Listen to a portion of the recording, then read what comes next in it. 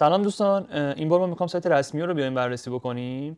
سایت رسمی تو جابینجا آگهی طراح گذاشته بود، من دیدم از اونجا با این سایت آشنا شدم و گفتم که بیایم با هم دیگه ببینیم که چه نقاط قوت و ضعفی داره این سایت. به صورت کلی طراحی یو آی این سایت خیلی خوبه، کانتراست رنگ ها، فواصل بین آیکون و تکست، فواصل بین المنت ها، دیگه استفاده از رنگ ها در دکمه هایی که پریمیوم دارن، دکمه ورود، سی تی ای ها، همشون فوق العاده هستن. فونتی هم که انتخاب شده، ترکیب فونت ها هم حتی خیلی جذاب و دوست داشتنیه و من این سایت از نظر یو آی و از نظر بصری واقعا نمره خیلی خیلی بالایی بهش میدم و به نظر من کار طراحی و طراحاشون فوق العاده بوده تو این زمینه. اما خب یه مقدار میایم دقیق‌تر از نظر پروداکتی این سایت رو بررسی بکنیم. با اینکه من اطلاعاتم راجع به این بیزینس خیلی پایینه، نهایتاً تاچ پوینت ها با این بیزینس به 2 تا 3 تا تاچ پوینت خلاصی میشه که اونم اسمش یه شرکت زدم داخل گوگل و وارد صفحه شرکت ها شدم و دیدم که مثلا اطلاعات اون شرکت چی بوده، روزنامه رسمی چی بوده و اینا. در این حد من این بیزینس رو میشناسم. بنابراین سعی نمی‌کنم خیلی دیپ وارد یوزش بشم چون تو نشناسی کل بیزینس رو و نمیتونی که ببینی که چقدر تصمیم‌های مالکینش توی طراحیش درست بود یا نه.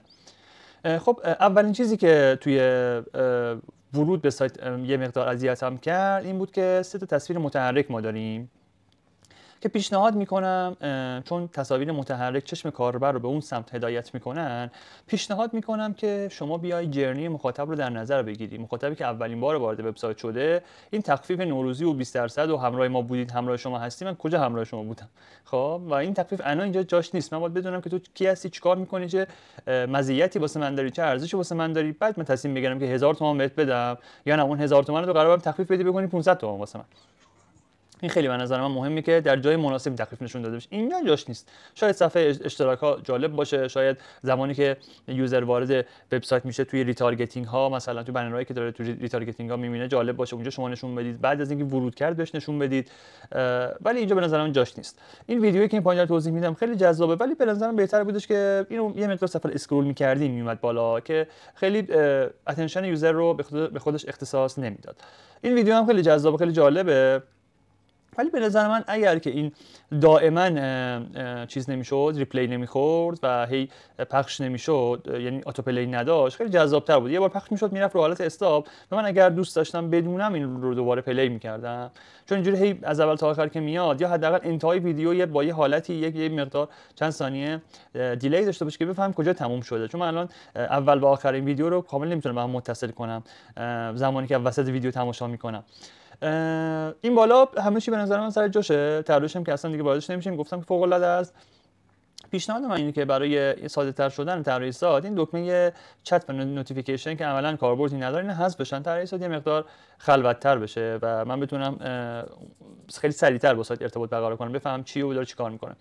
اینجا همین چیز اوکیه، فقط نمیدونم من قرار شماره‌مو بدم و ثبت نام بکنم چه اتفاقی بیفته. قرار شرکت‌ها رو ببینم، قرار برم تو پنل خودم، تو پنل خودم قرار چه اتفاقی بیفته. اینو واقعا من نمیدونم قرار چی بشه. به نظر من شاید بهتر بود با یه سری جملات بهتری، اینکه مثلا ثبت نام بکنید، ایمیلتون رو بدید تا ما بتونیم مثلا لیست شرکت‌ها رو بهتون نشون بدیم، یا ثبت نام بکنید وارد پنلتون بشید که بتونید با اشخاص در ارتباط باشید. یه جمله‌ای که با این سی تی ای مرتبط باشه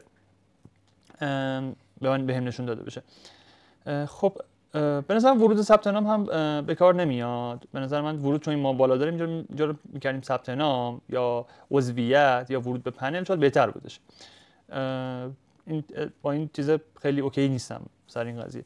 تماس با واحد فروش هم خوبه، ولی کاش تماس با واحد فروش قبل از اینکه ما بخوایم ثبت نام بکنیم این بالا می بود، پشتیبانی بعدن میرفت توی قسمت بعد لاگین. یعنی قبلش تماس با واحد فروش میشد، بعدش میومد میشد پشتیبانی. به نظر من خیلی مهمتر. خب اسکرول کنیم بیام پایین‌تر که ویدیو خیلی طولانی نشه.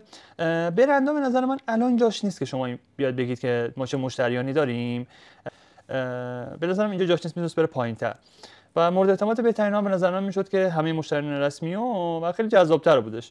لازم نیستش که از این جملات استفاده کنید. شما تو د پوینت اشاره کنید به اون چیزی که یوزر تو فکرشه، به خاطر اینکه یوزر اسکن میکنه و با ساده ترین واژه‌هایی که تو ذهنش هست مدل سازی میکنه و میگه آها فهمیدم. بنابراین چیزی ننویسید که یوزر اونها رو نیاز داشته باشه که تو ذهنش ترنسلیت بکنه. اینو واقعا دکمه هم به نظر من نیازی نبود اگه می‌خواستی فقط یه بخش از مشتریاتو بگی. سرویس رسمی رو خیلی خوب توضیح دادن، به نظر من اوکیه. شاید اگر که این تصاویر یه مقدار خلاصه تر بود، اینقدر تو هم نمیشد. یعنی مثلا من اینو نمی آوردم اینجا، اینو بیارم اینجا، اینو بیارم اینجا، چون ببینید شما تو وبسایتی هستید که پر از تکسته، خب و عکس خیلی ندارید و طراح خیلی دستش باز نیستش و توی تصاویری هم که دارید نشون میدید باز هم تکست داریم ما. بنابراین نشون دادن این همه تکست اینجا به علاوه این همه تکست یه مقدار اذیت هم میکنه، یه مقدار اون جذابیت وبسایت رو داره کم میکنه، با اینکه طراح تمام تلاشش رو کرده و شادوهایی که گذاشته و حالت بلاری که درست کرده اینا رو واقعا تمام تلاشش رو کرده، ولی بازم به نظر من شاید اگر که اینها خیلی ساده کنار هم می بود من ارتباط بیشتری با وبسایت میگرفتم و اسکرول صفحه‌ام کوتاه‌تر می‌کنه که یوزر سریعتر و پایین برسه بیاد بالا و تصمیمش رو بگیره. ولی خب شاید هم توی حالت دیگه اینا میتونن جذاب باشن و کاربرا رو جذب کنن. من خیلی نظر خاصی ندارم. میرم پایین‌تر، من ترجیح میدادم که یه مقدار با فونت خیلی بهتری، یعنی 2.5 میلیون و 4 میلیون نوشته بشن و مثلا این ثبت شده رسمی به نظر من رو هواست. شاید مثلا اینا پشت همینا نوشته میشدن خیلی جذاب‌تر و بهتر بودن. بریم پایین.